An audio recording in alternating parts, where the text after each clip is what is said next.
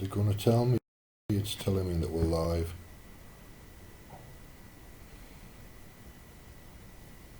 Okay, that's fair enough. I think we're live. Everything's gone red.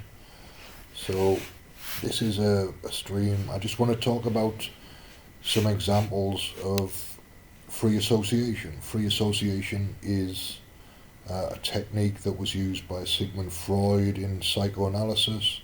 Also Carl Jung used a variation. It's kind of free association is word association. It's association into memories and feelings and events and thoughts and literature and all these types of things. You can go from a word into a memory, into a character from a play, whatever it is, mythology, symbolism, anything. And the idea of the radio show and the group that I ran last year is to give people an hour or so, an hour and a half of fun that's also lifting things into consciousness that they may not otherwise be conscious of. It's a way of accessing memories that might have been just outside of the ability to access. So people access things when it's a particular date or when it's a particular season or associate events, current events with memories of the similar event. So all of these things are ways of accessing memory and subconscious. One of the things that I do or have done with free association is a thing called J. Edgar Hoover the Musical, which is basically just a way of putting a whole load of things that I like into one place. So it started from a conversation in a bar with a friend of mine, and he was talking to me about a biography of J. Edgar Hoover that he'd read that was written by somebody locally in the UK, which was claiming that J. Edgar Hoover was having a gay relationship with Little Richard. Now, I have no idea whether that's accurate or not accurate or whatever it is, but it sparked me off in a creative way, and I used it as a starting point in a group. Now we've got the police going past. It's an active place where I'm living. So I used J. Edgar Hoover in a relationship with Little Richard as a starting point.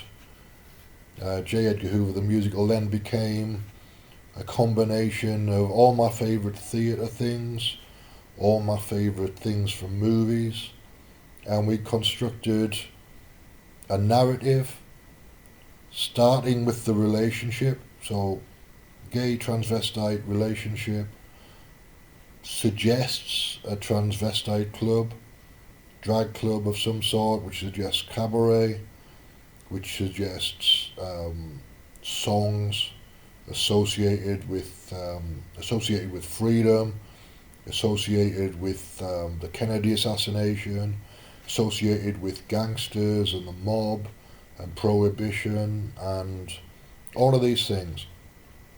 So we ended up with a narrative that stretched from, I turned it into a radio show as well when I was doing my radio show locally, which was basically just music associated with those themes that I put together as a 2 hour radio show with some extra bits and pieces.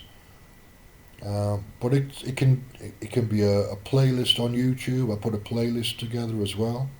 So if you look on YouTube for J. Edgar Hoover the Musical, you will find a playlist that approximates what I did with the radio show. It's not exactly, but it's close. So you can get an idea of what I'm talking about from that, if you want to have a look. If we can find a way to do that on the Free Association radio show, then I'll do it.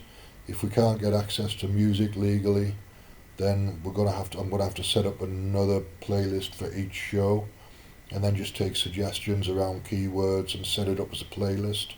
which I think might be the easiest way to do it, and it gets a record of it on YouTube as well that people can access. So that's the idea anyway. You get kind of the idea of what I'm doing with that. So it can go anywhere, and that's what I like about it. It's completely at the discretion of the people involved.